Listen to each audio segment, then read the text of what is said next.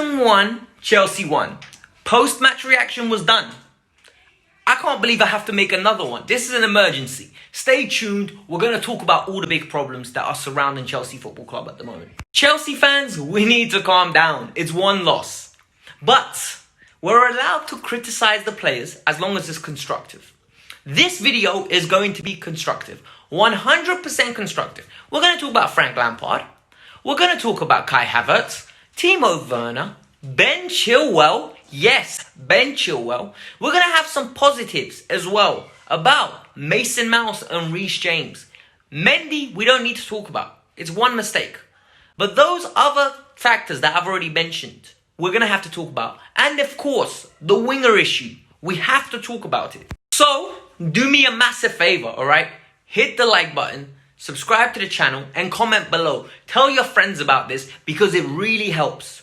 Little channels like mine, we live off people like you guys watching and being interactive. That's the truth of the matter. YouTube don't want to push us unless we give them a reason to push. So if you like my content, help a brother out and help me push it. So this video isn't planned, alright? This was an improv chew. I was just sitting there, laying on my bed, and I'm like, you know what? I need to get this off my chest because I got a lot of abuse today on Twitter. If you don't follow me on Twitter, make sure you do because I'm very interactive on there. I talk to basically anyone. Anyone that messages me, I reply. I'm not like one of those accounts where, oh no, I'm too big to talk to you. Listen, you're a fan, I'm a fan, we're there to debate. So yeah, I've said my opinion, I got a lot of abuse, and I want to get this off my chest right now because it's really infuriating me. Chelsea have got 7 games now coming up. We had 8 where I was like, okay, if we get 18 to 20 points, we're in a title race. Well, it started terrible, didn't it? It really started terrible.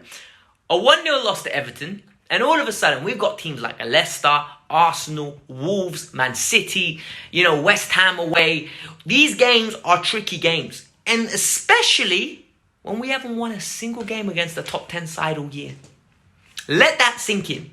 We haven't won a single game against the top 10 side this year. Yes, we haven't. But it's not time to panic. Look, we lost to Liverpool. It was the second or third game of the season. We drew with Manchester United when we were leaking goals, 0-0. Okay, we'll take a positive from there. I'm trying to be positive here, guys. I'm dead serious when I'm telling you guys. Southampton, we got a 3-3 draw. That was pathetic. I can't defend that. Yesterday, it could have went our way. It could have went. Look, I know we played bad. I really understand we played bad. But, let's be honest. 2 posts, a crossbar, and a pot shot from Zuma that goes straight at Pickford. From 4 to 5 yards out. Come on, man. Another day we win that game. But the issues that we have to talk about, and this is the truth, okay? Ben Chilwell, let's get into him first. Ben Chilwell is a good left back. Ben Chilwell is solid defensively. He's solid going forward. But for £45 million, I don't want solid. I want Reece James. This is why I never understood that signing. We have Sergio Reguilon that was available. Yet we chose to go after Ben Chilwell upon Lampard's and Ashley Cole's recommendation. I'm yet to see, right, apart from that initial purple patch that he had, what we invested our money on. Because every time he comes up against someone that's good, he rips him. He struggles. He's just not proficient. He's not good enough at defending one-on-one, and nor does he take the onus on himself to go forward and create something. Everything has to be a 1-2 combination, and it's frustrating as hell. Do not take this out of context. I am not saying he's a bad player. I'm just saying for us to get to where we want to get to, people, for us to be Chelsea, yes, title winning Chelsea, we need a better left back. As in, if we're paying 45 million, he needs to be absolutely dope. He needs to be world class. Ben Chilwell's ceiling is good/great.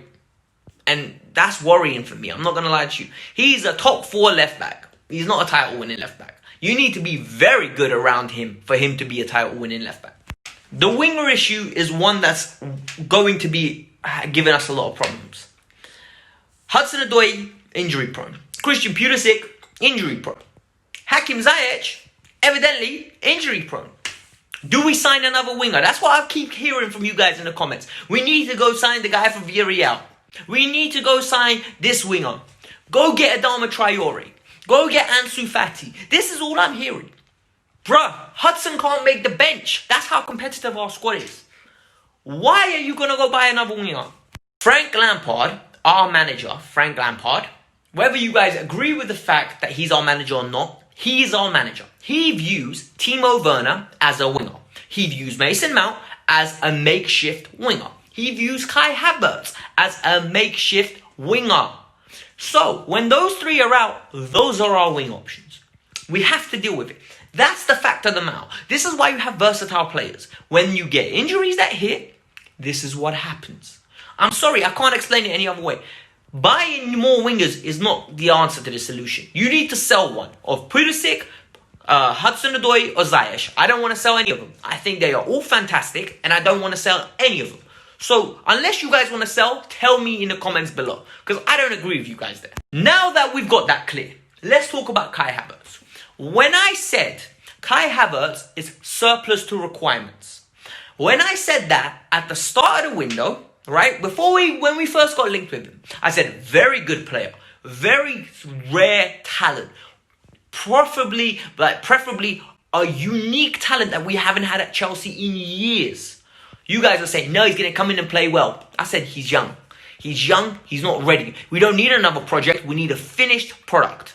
When we signed him, I said, you know what? I'm going to be patient with him. I'm going to be very patient with him. The reason I'm going to be very patient with him is simple.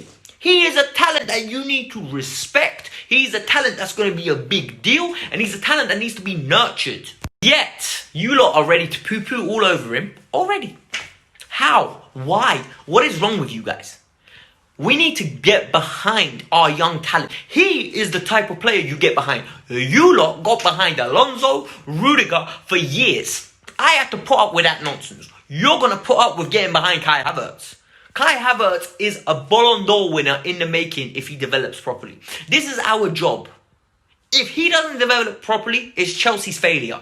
And Kai Havertz's failure. It's not just Kai's failure, it's Chelsea's failure as well. We put an initial outlay on him and it means something to us to get him to develop now. So please, please, please stop it. I'm sorry if this is coming across as a rant, but you guys really irritate me. Someone in the comments said, he said, Kai looks lazy, he doesn't put energy in. This is Kai's body language. This is how he plays football. This is what we signed. I don't want you celebrating him then if you don't like his body language when he's scoring goals, because it's the same as when he's playing like this. He's not going to run around. He's not that kind of player. It's such an easy criticism and it frustrates me. Like, it really does frustrate me because Kai Havertz is a talent and a half that we need to back. He will become great. I promise you this. I absolutely promise you. Now we're going to go into our number 9, Timo Werner, okay? This is one I'm finding very frustrating because I never wanted Timo Werner on this specific reason. I said, right, Timo Werner is not what we need unless we change the way we play. But evidently, we're not changing the way we play. Timo's going to be put on the left-hand side, hung out to dry, where his first touch is terrible. Bruh, he has a worse first touch than Romelu Lukaku. But it's not his fault. He's a goal scorer. Look at Lukaku at Inter Milan, right? Lukaku has got a manager now in Antonio Conte that's getting the best out of him. Antonio Conte has got him on a nice diet. He's got him tactically aware because Lukaku's a smart player. Lukaku's a smart man in general. So all of a sudden, when you give him extra responsibility of leading the line and give him good instructions, what do you think is going to happen when a smart man invests time into learning something? He's going to be bloody brilliant.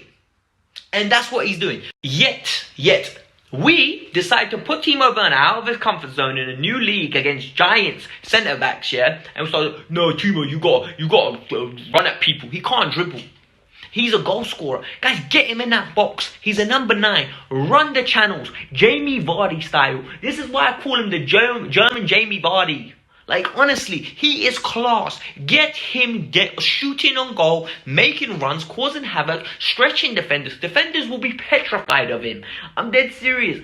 I don't want Timo touching the ball more than twice. One touch control, bang. That's all I want from Timo Werner. Movement in their box, goals. Please, don't frustrate me, yeah? Literally, don't insult me by playing him on the left-hand side.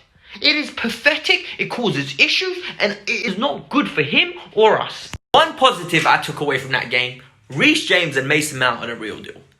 Both of them are the real deal. Mason Mount was all over that pitch.